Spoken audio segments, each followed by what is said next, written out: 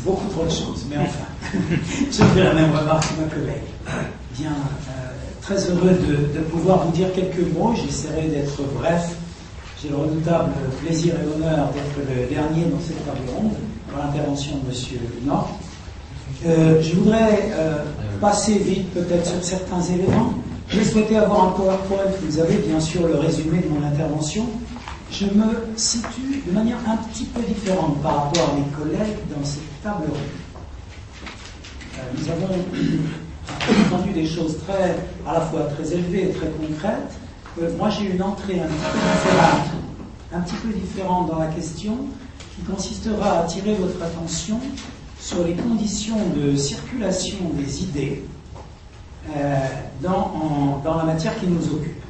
Je fais une petite remarque préalable, une première remarque qui est un petit peu négative, mais que je modérerai ensuite. Il me semble que définir des objectifs à une telle échelle géolinguistique, c'est-à-dire à l'échelle de l'Asie du Nord-Est, c'est peut-être risqué, si l'on décolle des terrains, risquer la banalité.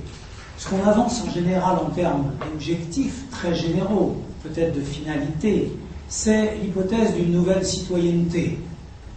L'hypothèse maximale étant celle d'une citoyenneté mondiale. C'est aussi l'hypothèse d'une paix des langues et par les langues. Et malheureusement, les exemples sur la planète nous montrent souvent que la connaissance des langues des uns et des autres ne suffit pas à assurer la paix.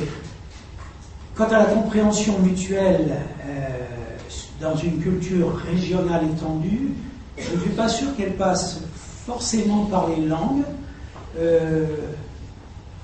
C'est un facteur positif peut-être, mais pas plus. Alors s'agissant d'une culture mondialisée, chacun trouverait son bonheur dans un flot culturel généralisé, il n'est pas évident non plus, malgré des thèses très intéressantes qu'on a entendues ces dernières années, que le multilinguisme soit la solution. Voilà, un point de vue un petit peu négatif. Une deuxième observation venue du colloque, simplement, notre table ronde, sans doute pour des raisons de longueur du titre, n'inclut pas pluriculturel, mais seulement plurilingue, si je ne m'abuse. Mais je crois que, bien évidemment, nous avions, et nous l'avons vu dans les 3 interventions précédentes, tous à l'esprit que les cultures sont indissociables, bien sûr, des langues. Cela dit, introduire le culturel complique notablement l'analyse. Alors, le développement que je suivrai est très simple, un rapide état des lieux, un programme de travail en termes essentiellement de recherche universitaire, je crois que c'est là peut-être que je peux dire le moins de bêtises, des objets de recherche précis et une conclusion. Alors, au lieu de parler d'objectifs en général, je parlais plutôt d'objectifs de travail. Et je reprends là quelques idées que j'avais, avec bien d'autres, émises à Séoul en 2005. Certains d'entre vous faisaient partie de cette rencontre. Il s'agissait de la promotion du français en Asie du Nord-Est. 5 ans plus tard, je reprends à peu près les termes de l'intervention que j'avais faite et que j'ai ressorti de mes tiroirs numériques pour souligner quelques points. Là aussi, permettez-moi de vous dire, je ne cherche pas à choquer mes auditeurs, mais simplement à stimuler leur réflexion sur des questions qui passent trop souvent pour évidentes. Des réponses plutôt, qui passent trop souvent pour évidentes. Premier point. Il me semble qu'il y a un affaiblissement des méthodologies à l'heure actuelle, en didactique des langues en général. À la fois en matière de cohérence interne, je ne vais pas entrer dans les détails, mais on avait déjà relevé ces incohérences dans l'approche communicative. Je pense à des textes de Bizère, de Galisson, il y a 20 ou 30 ans, 1980 exactement. En matière de cohérence, nous ne sommes pas si sûrs de nos méthodologies. Et d'autre part, en termes d'adéquation au contexte, la diffusion d'une certaine approche fait que nous sommes au contraire de plus en plus persuadés qu'il y a risque d'y avoir des ruptures scientifiques, épistémologiques, méthodologiques. Alors, elles ont des effets. Par exemple, les propositions européennes. Je suis intervenu hier pour dire que dans une certaine mesure, elles étaient stimulantes. Mais je voudrais dire aussi aujourd'hui combien elles sont déstructurantes, parce que relativement monopolistes, remplaçant un modèle par un autre modèle. On le voit bien, si on travaille à Hanoï, si on travaille ici, à Kyoto, si on travaille en Indonésie ou à Singapour, on voit bien quel impact ces nouveaux paradigmes scientifiques ont des effets déstructurants sur ceux qui les reçoivent. 3 exemples, la parole des praticiens. Il est difficile de dire qu'on n'est pas d'accord. Beaucoup ont eu ce courage. Il y a eu un colloque à Kyoto en 2009 qui a beaucoup questionné là-dessus. Sur la réflexion pluraliste qui doit être celle de la didactique, on ne chasse pas une méthodologie pour la remplacer par une autre. Ce n'est pas comme ça que ça marche à travers le monde. Et sur les objets de recherche, par exemple des doctorants, qui vont se voir des sujets interdits parce que ça n'est plus dans la mode. Ça ne se fait plus, on n'en parle plus. Alors il y a ainsi des champs de la recherche qui sont sous-valorisés et d'autres qui sont survalorisés. Par exemple, l'évaluation à l'heure actuelle est survalorisée. C'est évident. À mon sens, bien entendu. On observe aussi, deuxième élément dans le champ, une hétérogénéité croissante des apprenants, ça a été dit dans ce colloque, quant à leur profil cognitif et culturel et à leurs besoins réels. Tout le monde ne sera pas mobile. Notamment, le fait que nous ayons une mobilité virtuelle fait que nous avons peut-être parfois tendance à être moins mobiles physiquement. Un certain nombre d'entre nous démontrent le contraire ici. Mais il est probable qu'on ne se déplacera peut-être pas autant qu'on l'imagine. Un paramètre dans le champ, ou un facteur plutôt, il va jouer, c'est l'environnement. On va essayer de remplacer des déplacements physiques par des visioconférences ou des systèmes virtuels. Dernier point, l'instrumentalisation des langues au détriment des cultures, qui a été souligné par le professeur Inoki, par exemple, il y a 2 jours, et par bien d'autres ici, et qui n'est pas sans nous inquiéter. Un élément intervient dans le champ comme un facteur de circulation des idées très très fort, c'est le changement technologique radical, mais ce changement est à la fois inégal, selon les terrains, même en Asie du Nord-Est, développement technologique plus ou moins grand, moyens matériels aussi plus ou moins grands selon les établissements et les niveaux, et il est inégalitaire. Il creuse probablement dans une certaine mesure l'écart entre ceux qui peuvent et ceux qui ne peuvent pas. Et ça, c'est un facteur qui m'inquiète personnellement beaucoup. Ceux qui ont les moyens d'organiser des e-tandems, de se déplacer, d'aller en France, etc., et ceux qui ne les ont pas. Enfin, un facteur très important, me semble-t-il, sans être un grand spécialiste de l'Asie du Nord-Est, je pense que le facteur de glottopolitique, de politique linguistique régionale, qui est à la fois mouvante, qui me semble très peu stabilisée et par là même assez imprévisible, va jouer dans les années à venir, en fonction des rapports politiques entre la Chine, Taïwan, la Corée du Sud, ce qu'il adviendra du champ, etc. Je crois vraiment qu'il y a là des facteurs très puissants. Voilà, j'ai voulu insister d'abord sur ces questions et je serai un petit peu plus léger sur la suite. Alors les objectifs, c'est d'abord, bien sûr, nous restons dans le postulat d'un cadre conceptuel qui est classique, qui est il faut étendre le répertoire plurilingue, il faut instaurer une pluralité de langues et de supports. Alors l'objectif est le perfectionnement d'individus plurilingues dans ses connaissances et ses compétences, sous au moins un triple aspect. Je suis invité à ne pas bouger. Sous au moins un triple aspect, celui de la personne, l'individu, au sens occidental, avec toutes les ambiguïtés que peut recéler ce mot en contexte asiatique. Il faut vraiment réfléchir là-dessus. Bien sûr, cela a déjà été fait largement, rapport au groupe, notamment. L'agent social, en relation avec une des communautés, avec qui veut-il communiquer et pourquoi faire. Et enfin, le producteur de biens et de valeurs qui est l'apprenant. Producteur de biens, de richesses, de plus-value et de valeurs, cette fois-ci, non pas de devises sonnantes et trébuchantes, mais de valeurs spirituelles, intellectuelles, éthiques.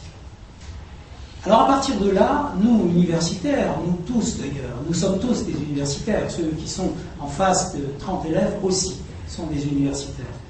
Nous avons à réfléchir à différents ordres de domaines. Par exemple, les contacts ou les conflits. Je parle conflit, vraiment les termes allemands sont très, très forts, très clairs là-dessus.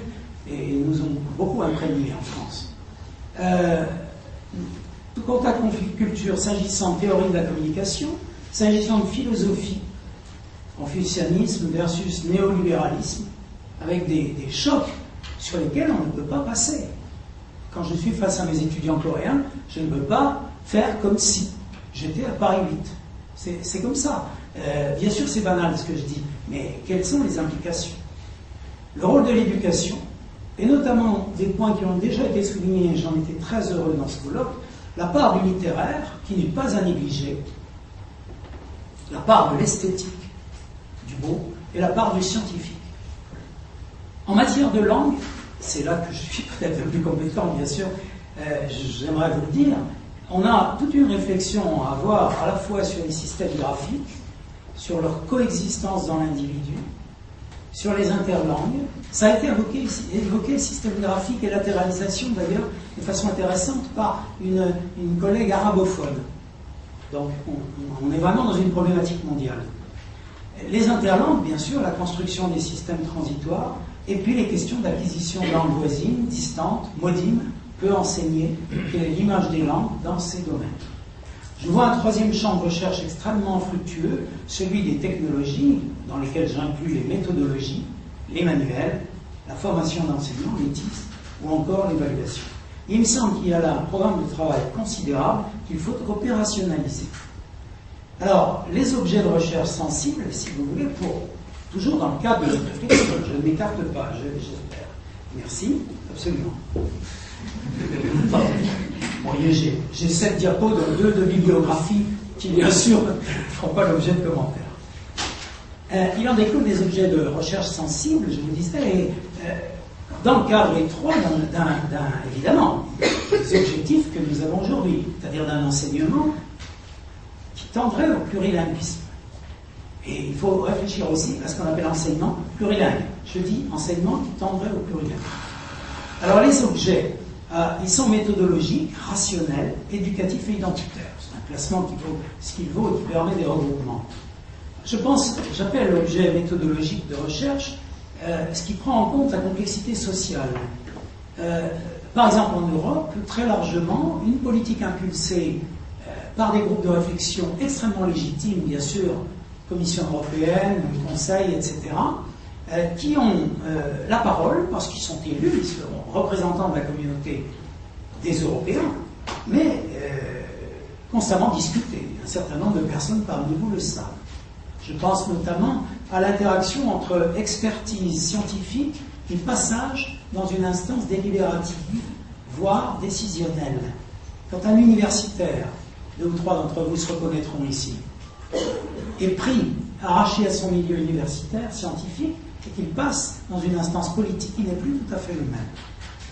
Il n'a pas la même liberté, bien sûr, mais il y a aussi des avantages. Parmi les acteurs, voici ceux que je recensais. Ensuite, des objets rationnels économiques, je les appelle ainsi. Notamment pour une intégration de ces apprentissages qu'on veut rendre multilingues, et cela a été souligné notamment par Mme Lee-Gounim, de manière à ce qu'ils soient intégrés dans un curriculum pensé ensemble. Cette intégration des curricula prônés par Roulet, Eddy Roulet il y a 20 ans, où en est-on exactement de cette intégration? Éducatif aussi, parce que bien entendu on est dans l'hypothèse d'un travail global, non cumulatif sur la personne que j'ai évoquée, et identitaire bien sûr, parce que là je ne vois pas quel consensus pourrait se dégager en Asie du Nord-Est sur les choix politiques et éthiques nationaux qui appartiennent à chacun des pays en question. C'est d'une grande complexité. Alors, en conclusion, ça ira, monsieur le modérateur. Il me semble, à moi, très, très modestement, encore une fois, mon modèle d'analyse est un petit peu simple, rendu simplifié aujourd'hui. Il me semble que seul l'outil d'analyse plurifactorielle peut être commun. Ce que j'appelle pompeusement outil d'analyse plurifactorielle, c'est un modèle d'observation des langues et des pratiques. Mais, toute comparaison au-delà de l'observation me semble peut-être vaine, en ce sens qu'elle est difficile à exploiter. Je prends un exemple, l'évaluation de la recherche. On a vu ce que ça a donné que l'évaluation de la recherche quand on a essayé de généraliser des échelles d'appréciation de la qualité de la recherche à travers le monde. Autre exemple, le classement des universités est rendu absolument discutable, voire contestable et fort critiquable. On le sait, chaque fois qu'un classement des universités sort, c'est un tollé tout à fait légitime vis-à-vis des outils, des échelles d'évaluation, QS, Times, etc., tout ce qu'on voudra, on en est là.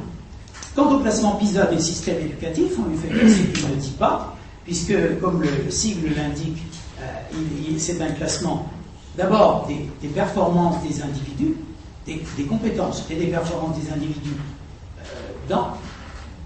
sur certains objets, dans certaines activités, et